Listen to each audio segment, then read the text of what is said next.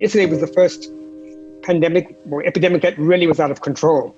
People were very upset with me, oftentimes my scientific colleagues. And because I'd seen what happened in China, in Wuhan, in the rest of China, I realized that this was a virus that in some way was self-limiting.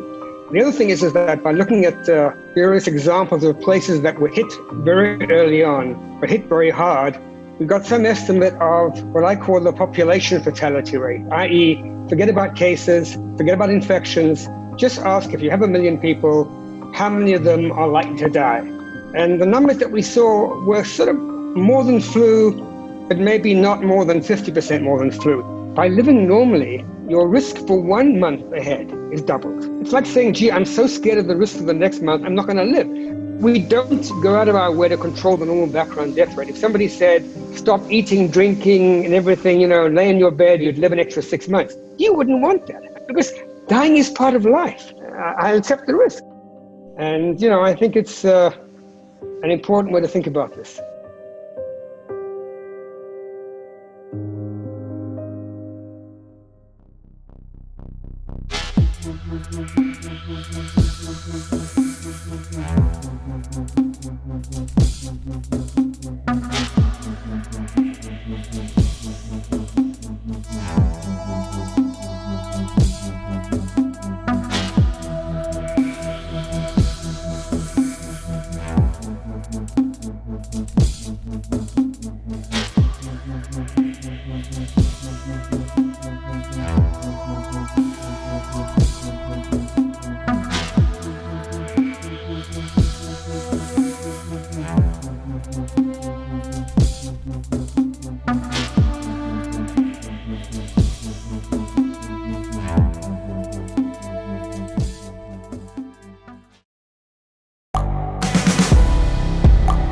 The world is changing. Inspiration is everywhere. It has never been so easy to connect, share, and bring people together. We're learning from others and finding the best in ourselves. Challenging our beliefs. Sharing our vulnerability. Overcoming our fears. Transforming ourselves so we can transform the world. How far can we go? This is London Real. I am Brian Rose. My guest today is...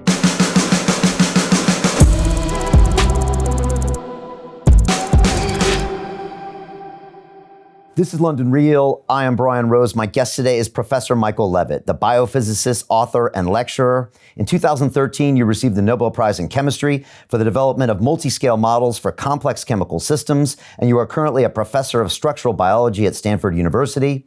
Your early predictions on the spread of COVID-19 went dramatically against mainstream opinion, and yet they are now described as being remarkably accurate. You've also criticized the use of lockdowns as a medieval weapon to combat the pandemic, saying they cost more lives than they save. Professor Levitt, welcome to London Real. Thank you very much. Glad to be there, George. It's great having you here. First of all, I just want to announce that we're streaming now on our brand new Digital Freedom platform, which is a censorship-free, independent broadcasting system that is of the people, by the people, for the people, and available exclusively on our website at freedomplatform.tv. Can everyone watching us now please share this link via the sidebar to all of your social media channels? Just ask your friends and family to give us 15 minutes, and then they can decide. Professor, I pledge to you and everyone watching us that none of this conversation will be edited, censored, removed, or banned, and that anyone in the world can watch the full version of this episode free at londonreal.tv/Levitt. Thanks to the generous donations of over 32,000 people around the world that I affectionately call the London Real Army. For anybody wanting to become a founding member of the Digital Freedom Platform, they can go to freedomplatform.tv/give to donate and fight with us on the front lines to protect our human rights. At London Real, we've been a platform for free speech since 2011. And Professor, I'm excited to have you here today. You know, I looked at an article the LA Times wrote in March 23rd, and it was quoting you was saying, we're going to be fine. And I think, now in June, people forget how back in March, everyone in the world was terrified. We thought that this was going to be, something that was going to literally decimate the world. And yet you were bold enough to make a statement back then, Why did you make that statement then? And how do you have the confidence to stick your head up and say something like that? Because in the scientific community, you were probably one of the very few saying this. So I would say, firstly, late March, a long time ago, but I had been involved in this since late January. So late March was like the end of month 2 for me. And because I'd seen what happened in China, in Wuhan, in the rest of China, I realized that this was a virus that in some way was self-limiting. And we can say more about that later. The other thing is that by looking at various examples of places that were hit very early on, but hit very hard, we got some estimate of what I call the population fatality rate, i.e., forget about cases, forget about infections, just ask if you have 1 million people, how many of them are likely to die? And the numbers that we saw were sort of more than flu, but maybe not more than 50% more than flu. So in that sense, since flu was a very dangerous disease, a bad disease, the one that was accepted, it didn't see any way in which a disease that was sort of comparable, that was in any way burning itself out, was going to do a lot of damage. So actually, when I said that, I really felt confident because the numbers that I'd had by then, there were a lot of numbers. And Italy was almost reaching a corner at that point, which was a terrible, Italy was the first epidemic that really was out of control. So looking back, it doesn't seem like I was particularly brave. I was surprised by the headwind that I got into. And generally I was, my explanation is that everyone was panicked and wasn't thinking straight. Because people were very upset with me, oftentimes my scientific colleagues.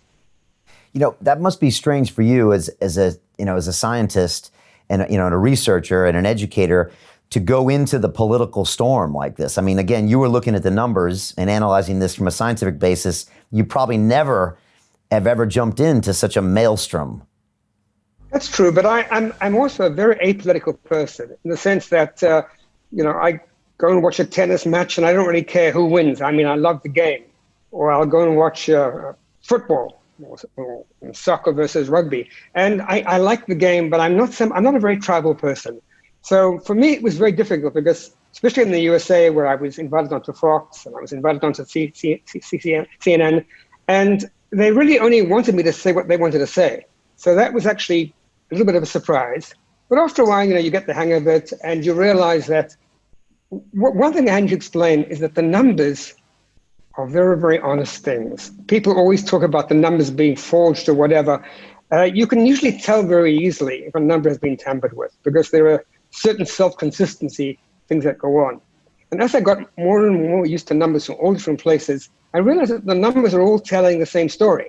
And that gives you a feeling that you can interpret the numbers in one way or the other way.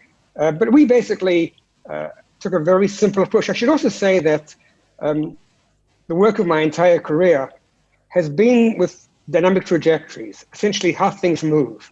And in some ways, an epidemic is a dynamic object. I mean, it's the number of infected people starts low, goes high, it stops, and so on. So they're almost like equations of motion that epidemics can adopt. And if you sort of learn a little bit about the beginning, like if you see a football on a certain trajectory, you can sort of guess where it's going to go to.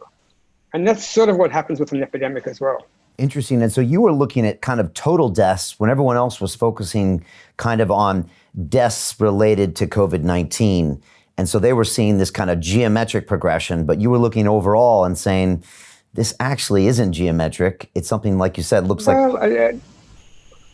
I can explain it very easily. So okay. One of the very confusing things about epidemiology is that they use this RT number, the R number as a function of time. And it is a really, really hard number to calculate. Because basically you say that the number of cases today depends on the number of cases yesterday and the number of cases the day before, because a person can infect, say, for a whole week or 2 weeks. So it's a very complicated sum of all the previous cases multiplied by some sort of unknown numbers. So it's a very uncertain number. In an epidemic, the total number of cases or the total number of deaths is a well-defined number. If, for example, you look at the number of new deaths or new cases, it turns out that in the Western world, there's a huge kind of periodicity that comes from the day of the week. There are usually very few cases on Sundays and lots of cases on Fridays because people take the weekend off and they don't count the cases and deaths. So, but the total is more or less reliable. So the thing I did at the very beginning, and it seemed like a very obvious thing to do, but going forward, it's actually been kind of sensible. You take the number of cases today, the number of cases yesterday, and you divide the number of cases today by the number of cases yesterday. So let's say there were 100 cases yesterday and 120 cases today. That gives you 120 divided by 100 is 1.2. That basically tells you that the number of cases has increased by a factor of 1.2 or by 20%. Okay? So that sort of says that if it's growing at 20% a day. You can do this with your bank interest or anything like that. Now, if things are really growing exponentially, you'd expect to get that same factor the day before yesterday and also tomorrow. So now you can wait a day and then take the number of today, divide by the number yesterday, and get the number. And what you find very, very quickly everywhere is that that ratio is getting less and less and less. So if on day 10, the number of cases is growing by 30% a day, then on day 11, it's growing by 28% a day. And day 12, it's growing by 26% a day. And you get this very steady decrease. And this is something which is not what you expect from exponential growth. If when you put your money in the bank, that's exponential growth. Compound interest is exponential growth. But you sort of expect, if they're giving you 10% a year, you don't expect to get 10% and then 9% and then 8%. And if you did, you wouldn't get very much money after 10 years. So basically, you see this in all the viral growth. And that was a surprise to me because it indicated that right from the very beginning, and I think in China, I started looking at the numbers in day 10. There was only data for 10 days at the end of January. But to see this same decrease. Now, you have to be careful because if you have a very small number, say you have 5 cases today and 8 cases tomorrow, then you'd say, well, 8 divided by 5 is 1.6. But 8 and 5 are such small numbers that you wouldn't believe that. If it was 80 divided by 50, you'd feel more confident. So you have to sort of wait a bit until you have, say, 100 cases. But then this measure works really well. And what we've seen everywhere, this number just gets lower and lower. And we've now found mathematical properties of this number. It actually, there's all sorts of things about it that everyone is now plotting. And it basically relates to a distribution that comes from a British scientist 200 years ago called Gompertz. And he had this distribution to describe how people get old. And essentially, this is a distribution where every day the bank pays you less interest. And it's a little bit like you get, and this is actually what's happening and everywhere COVID is described by this. So for this reason, the problem with COVID is the spread. Because clearly, even if, let's say London has an epidemic, you probably can't really control what's happening in London. By the time you have, say, 1,000 cases in London, you probably have it spread everywhere. But you can stop it going from London to Manchester by just simply saying, no trains, no planes, no cars, nothing. And that would be useful to slow down the time it gets to Manchester. But actually in London, it's not going to make too much difference what you do because everyone's infected. And even then, it's very hard to stop people living in the same town from not infecting each other. And this is the reason lockdown doesn't really help. I mean, social distancing is a good idea. I was just reading that in England, one of the major benefits was just washing your hands and maybe wearing a mask, practicing better hygiene. Washing your hands is not a big deal. But I think that there's something very strange about lockdown. I must say, I was shocked that any country adopted lockdown. The Chinese did it because they were very confused. They didn't really know what was going on. And they probably succeeded too well. Because although in the province of Hubei, where there are 60 million people, sort of the size of Italy, the infection spread quite well. Outside Hubei, there were only 13,000 cases. So that means in a population of 1.3 billion people, they had 1,300 cases. And this means that there must be very, very little infection among that population. So this is a problem because there's no reason why it shouldn't start up again in mainland China. They can probably keep restrictions and people there are very good at wearing face masks and having their temperature monitored and stuff like that. But, a very important thing about this epidemic is what is the end point? And, all this discussion about was lockdown important in England, was it not important? Again, the trouble with lockdown, it's obviously an effective measure, certainly, if you took everyone on. If the day we heard about the epidemic in China, we had locked up every single person in England, there would be no infection. You can't get an infection if you don't see anybody. But that might have not been a good idea, because if you don't have a vaccine, you want people to get infected. And right. Anyway. Two questions about that. When you see that lack of geometric progression, and like you said, maybe it goes from 20% to 18% to 16%, I mean, that tells you something about COVID-19 as a disease. And we know it's highly contagious, but is it also telling you that for some reason it seems to kind of fade out after a while? I mean, I know you're not an immunologist per se, but what does that tell you about COVID-19? I think what it tells you is that as there are more cases, it's harder and harder to find somebody to infect. And that's what it really means, because, if every day you could find new people to infect, then nothing should stop you growing. And the reason is probably, there are a number of possible explanations, none of which I think are determined yet. So one explanation involved asymptomatic cases. So this would mean, let's say I'm the infected case, and on day one, I get infected, but my three brothers also get infected, but I don't know they're infected, and they don't know they're infected. So maybe I don't feel so good, so I sort of stay at home, I'm careful, but they're feeling great, they're out on the town.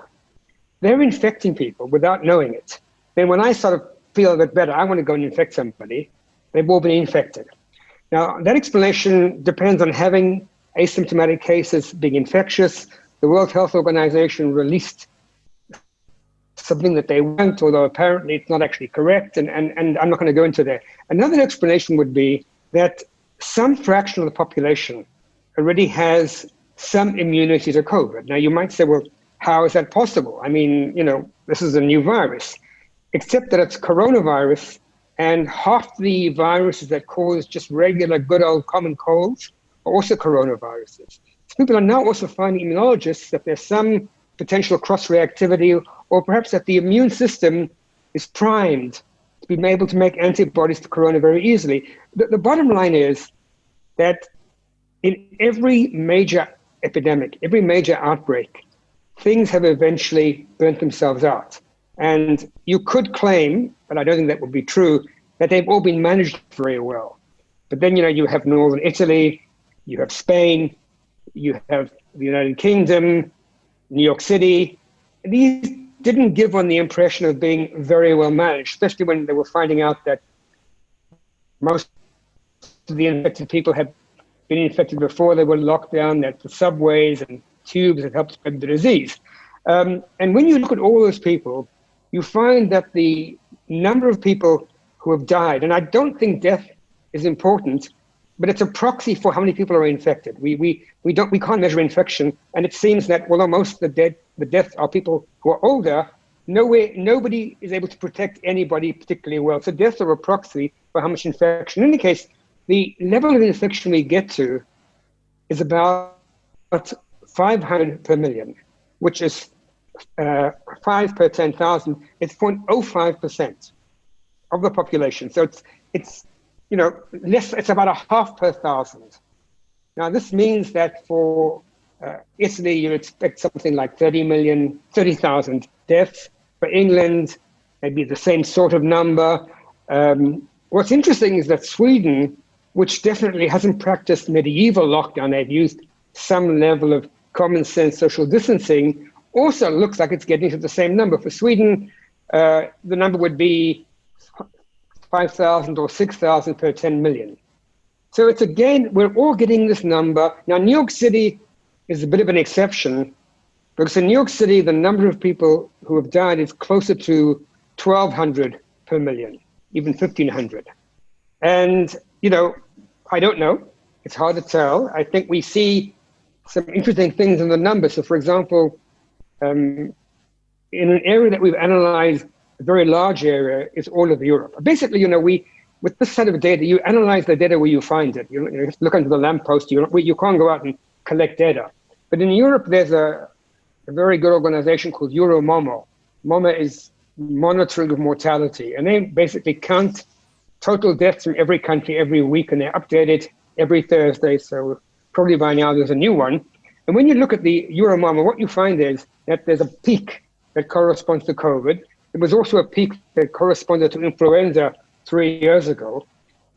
If you look at the people who have, the extra people, if you like, who've died during the COVID peak, you find that only 8% are under 65 years old. 8% under 65. Yeah, if you look at the mortality figures in New York, it's more like 30%. That's a huge difference. And, it may be due to obesity. It may be due to the lack of a universal health system. It may be due to poverty. I would guess, but I don't really know, that New York is a city that probably has very big extremes of income. There are some really, really rich people there and some quite poor people. So these things all could give you this. Also, there's a lot of older people living in nursing homes. I mean, New York City, in some ways, the Upper East Side is a great place to be old. There's great museums, you can walk everywhere. And as a result, I think they have quite a number of aging people. But it's still surprising. The same number is actually true in other US locations as well. So, we're studying this, but there's just a limit to how much I can do. But it makes me feel that essentially what's happening with COVID is that in every population there's a certain number of people who are susceptible, not susceptible in terms of the disease, but are vulnerable in terms of being infirm, having other conditions. I often think about it as a forest, and there are some trees that are just getting kind of old, broken. Yeah. Big wind comes through, those are the trees that are going to fall. And that's what seems to happen. Talk about the age, because you've been, very vocal about, first of all, highlighting that a lot of these cases are older. And obviously there are the comorbidities, and also how we don't seem to discern between a 20-year-old life and an 85-year-old life, and the fact that the marginal gain of keeping an 85-year-old, alive one more year is obviously a significant cost. Can you just talk a little bit more about your thoughts on that? So it seems to me to be obvious. And what surprised me was that people thought I was being really, really cruel. And I would say to people, okay, so, I'm 73 years old. I'm very aware that I've had 73 great years. I have a 16-year-old grandson. He's out of school. He's in California. His life is being endangered for me. And I kind of often see this thing in terms of the young versus the old. I'm a baby boomer. I was born in 47. Had it really good. I mean, when I was growing up, everything was opening up, easy to get into college, easy to get a job. We didn't have to compete with the generation above us because they hadn't really made it. And we had the best music. We had, everything was coolest. And we've got to remember that we're no longer, we still think we're the greatest thing on earth. But the fact is that all those young generations are the future. And I think there was a little bit too much emphasis on this. People will say I'm obviously wrong, because a lot of young people, will call me a granny killer. Now, my mother actually lived in London, and she's 105 years old. She's actually fine. I chat with her by Apple FaceTime quite often. But I still think that if we in a society, it is very self-serving for the old to think that they are more important than the young. Insurance companies handle this very well. If I want life insurance, no one will give it to me. They're going to say, at 73, you think we're crazy? Whereas if an 18-year-old wants life insurance, they'll give it to him. Now, no one's going to say, well, gee, this 18-year-old hasn't been to college, he doesn't have a Nobel Prize, we should give it to you. It doesn't work like that. You get a chance to live, you make the best of you can, and then you move on. But quite frankly, people, when I spoke like this and I tried to explain to them about indices like years of life lost, YLL, years life lost, or disability allowed life losses. These are things that insurance companies use. All doctors use this. If I went to my doctor and said, okay, I want a heart transplant. Gee, I'm a good guy. Maybe I'd get it at Stanford Medical School, but it wouldn't be fair. Because the fact is that you've got to give people, if you always let people who are older get more, then the young are never going to get a chance. And as a baby boomer, when I was growing up, I had it easy because all the people who were above me had the terrible time of growing up in the Great Depression or the Second World War. So, it isn't fair. But for whatever reason, and I kind of fear that there'll be a backlash, and that at some point the penny is going to drop and the young are going to say, okay, to keep somebody who's 85 alive for an extra 6 months, you've basically put me into a financial situation where I can't buy a house, my business has failed, I'm not going to be able to afford healthcare for my kids. In other words, and it's not fair. So, but I still don't understand, you could argue maybe it happened because most politicians are baby boomers, or maybe the media was spinning the story. It was very prevalent, especially in Israel, where, no one dared to talk about things I've just said to you about years of life lost, or that perhaps, a soldier killed in the line of duty at the age of 20 is more than somebody who's lived a very full life dying from corona, because everyone dies from something. Dying naturally of old age. Nobody dies naturally of old age. And even if you die in your sleep, it might be a stroke, it might be a heart attack. So, everyone dies of something. And just because you die with a little sticker on you saying COVID, that gets you onto the front page of the New York Times, whereas in the same period, another 600,000 people died in the USA from exactly the same age group, but they didn't die of COVID. So they didn't get memorialized. Now, if they had been, soldiers in any of the wars, that's special. These are the people who have really given their lives. But, no one who died of COVID really, well, and I think the hospital staff are different. Medical service people did give their lives to COVID, and they're the heroes. But they wouldn't cover the front page of the New York Times. There might be 500 of them at the most. So I think there's a lot of, I would say, dishonesty almost. I really don't believe that people really believe this. Although I must say I'm very active on Twitter now, which I love. My Facebook friends, many of whom aren't my Facebook friends anymore, would not buy this. They felt that death was death, and it didn't matter how old you were. So. Yeah, I think it's a great observation. I was about to say, because you're Israeli, you just speak the truth and shoot from the hip, like my friend Ido Portal. But if you're saying even in Israel, they were not saying those things, then maybe I'm wrong. It's this political correctness. It's almost that you'll emphasize these deaths for this reason, but you won't talk about the bigger picture. We see it in terrorist attacks all the time. A terrorist attack happened, 10 people died. Well, actually 10,000 people died yesterday due to heart disease, but we don't talk about that. So it's interesting. I think one of your studies, you said that even the deaths in Israel were kind of plus or minus 300 on the year. I think they were even down on the year, but no one talks about that figure. And like you said, if it's for COVID, they stick a sticker on you or you're on the front page of the New York Times, and all of a sudden it's pointed out. So there's a lot of weirdness that goes on with, I don't know, I guess it's emotion. Is that what's happening here that makes us focus on one thing and qualify others? Or is it politics or...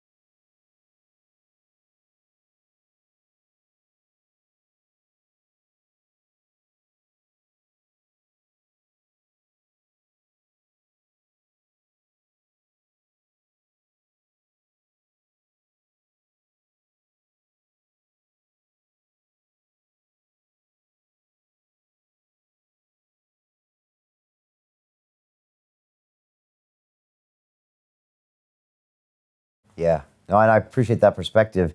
I mean, I know in America as well, there was kind of financial gain for classifying as COVID-19, because I think you got the federal funding for the hospitals, and the hospitals, some of them were going bankrupt anyways because the rest of the wards were empty. And then I heard there was extra funding for putting them on a ventilator. And then, of course, it seems like the reclassification was, to the benefit of mainstream media for eyeballs, or politicians to justify this medieval lockdown. Even in London now, it seems like, why haven't we stopped this lockdown? But it feels like if we stop it, it feels like they lose face because it makes them look like they made a bad decision. But I mean, the economic sacrifice doesn't seem worth it. It definitely wasn't. You know, if you look at the economic sacrifice, and let's just say, so again, taking all of Europe, where there's very good numbers, the total death toll from COVID in Europe, and Europe was definitely hard hit, is 30% more than the flu of 2017-18 in Europe. Now, that wasn't a particularly bad flu year. I think 2009 was worse, but I wanted to use exactly the same database, essentially on the same page they have the last 4 years. So they have COVID as a peak in the excess death, and then they have a peak in 17-18. And when you add those up, you find that the COVID it might still go down, but up till now it's about 30% higher than the flu, but it can well come down because there would be people who died. Others. Now, when you look at those deaths, again, in the age groups, the age group deaths from COVID are indistinguishable from those with flu. In both cases, 8% under 65, and in both cases, 50% over 85. So that is really the burden of death in Europe. And I think Europe is, and that includes England. I mean, the United Kingdom is in there. So they're part of this whole thing. And then, it may be worse in other countries, but that's sort of the excess. And it's not much, much worse than flu. Now, the economic burden it's not just the economic burden, but the economic burden is going to be huge. It's going to be very hard to restart economies. I've seen this in Israel, that now we're about a month out of the lockdown. A lot of people don't really want to work. It's interesting. I guess I've been working harder in the last 4 months ever before in my life. Me too. People have been reading, I'm sure, but a lot of people haven't. And and I like working. I love my job. But maybe if I was, packing vegetables, I'd say, well, gee, it's quite nice to be at home with my kids and so on. Then also there's a very big price socially. I think in Israel, there's been a lot more domestic violence. I think a lot of kids have had a hard time being with their parents. I know that in the United States, suicides are going up. In some ways, it's been a massive tear in the social fabric. That may be a good thing. Usually after things like this, you get a reshuffling, and people who were excluded can become included again. But it's a very strange phenomenon, and one which makes me realize that the world better smart up very soon, because we've got some big ones coming down the pike. I mean, global warming is not going to be something like this at all. It's going to be infinitely worse. And what about, or do you believe there will be another pandemic where there is something that's much worse? I don't know. I think that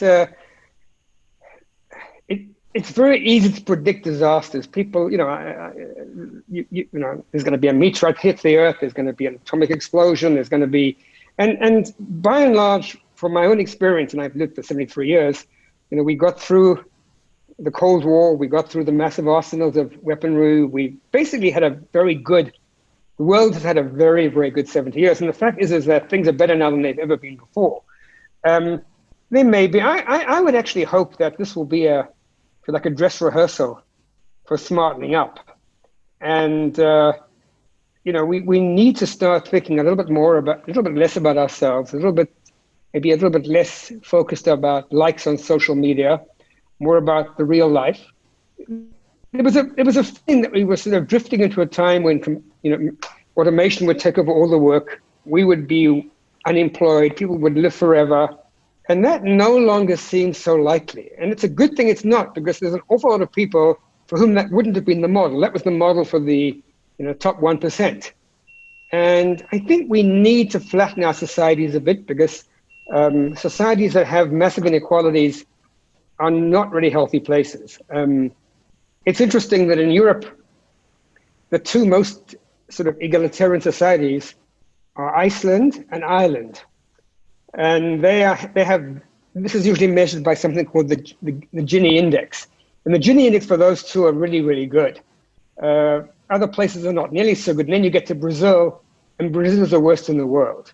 But Brazil is about probably 10 times less equal in terms of the richest to the poorest than Iceland or Ireland. And that has an effect.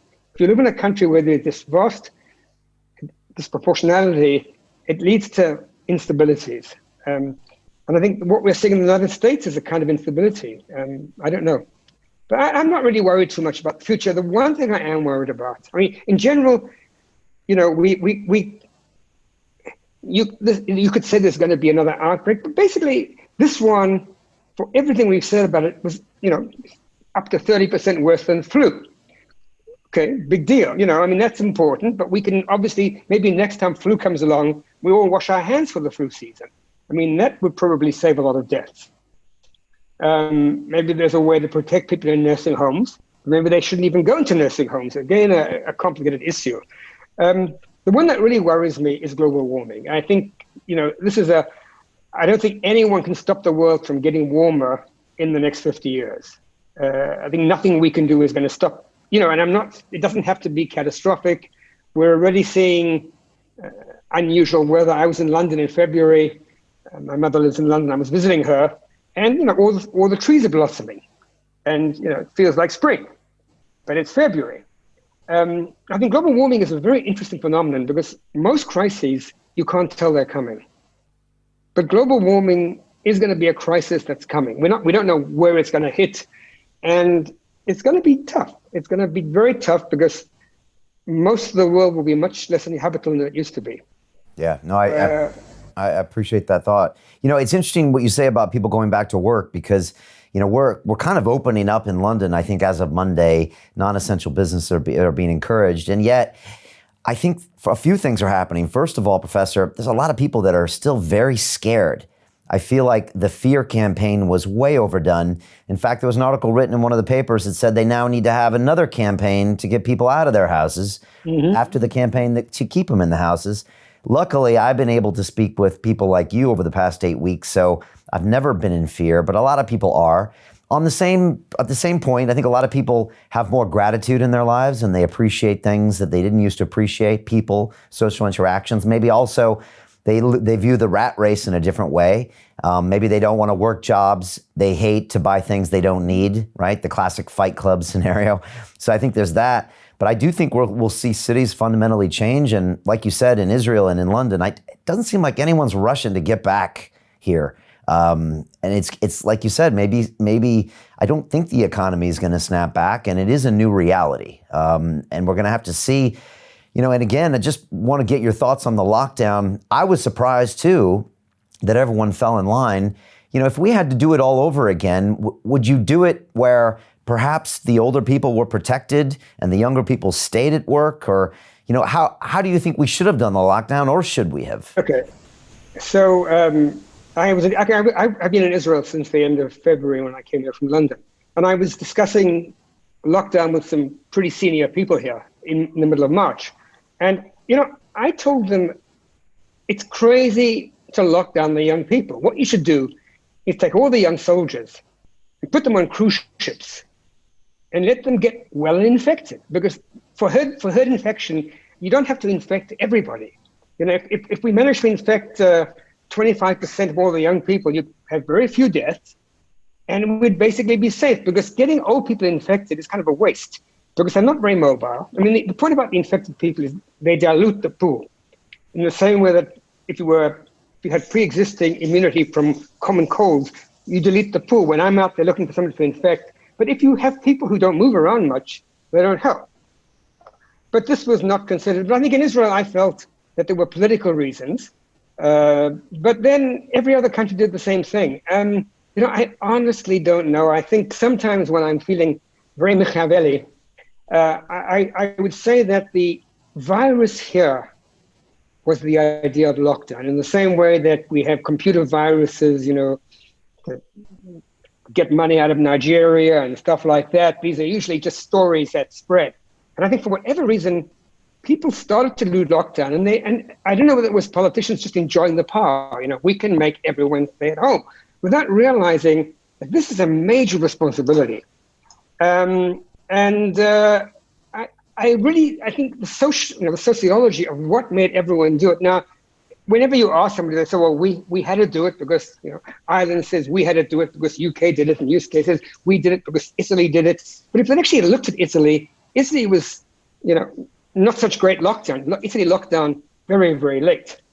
And then, of course, we have Sweden. And Sweden is going to put egg on everybody's face because Sweden's going to end just where everyone else did. So I think the lockdown is a truly strange phenomenon. Maybe some of your other speakers have addressed this, but it's something which I think is really, really interesting. It's almost like a psychosis, a global psychosis. I always use the example of that radio broadcast in the 1930s when the Martians had landed and everyone panicked. The leaders panicked, the people panicked, and then they just kept on reinforcing themselves. What surprised me is that I got a certain amount of hate mail. Some of the hate mail was just people who didn't know what they were doing. And what I actually did at one point, I took all the hate mail and I made one email of all the hate mail and I copied everybody. And that stopped them immediately because they all saw what other people had been writing and how silly it seemed. But I actually got some quite serious letters from scientific colleagues, some of whom are pretty high up. And they were very angry with me because they felt that by diminishing the threat of COVID, the other people, i.e. the inferior, not academic people, would break the curfew and they would then infect me. And I said, all this panic is killing people. I mean, when you're panicked, it messes up your immune system. So basically, even if I'm wrong, I probably still save lives. And the logic here was very clear cut, but I learned a lot of things about others that I probably would have rather not learned. About others? You mean, how so? With the hate mail, you mean? Well, not just that. I think a lot of, people have said that, well, firstly, I became a Twitter user. I'd never used Twitter before, and now I love Twitter. I mean, it's my favorite community. It's almost to the point now where I want to start getting some unpleasant feedback because everyone is so nice to me on Twitter. But I basically went from 20 followers to 16,000 followers in about 8 weeks. Of course, increasing exponentially. But I mean, it's been great. But FaceTime was, my family members on this time got very upset with me. Friends on FaceTime. I think COVID is a bit like a contrast agent. When people do microscopy, in order to see cells more clearly, you put like orange dye on them. And then everything improves the contrast. And I think COVID is like a social contrast improver. Things that, if you like, social divides that seem to be unimportant suddenly became important. Thoughts about healthcare that seemed unimportant suddenly became important. I think a lot of liberties we took for granted suddenly became important. In certain countries, I think in Sweden, they actually couldn't have done a lockdown, even if they wanted to. I think in Sweden, there are no emergency laws, and they could not have actually, even if they really wanted a lockdown, all they could do is ask people to please lock down. Right. To continue watching the rest of the episode for free, visit our website, londonreal.tv, or click the link in the description below.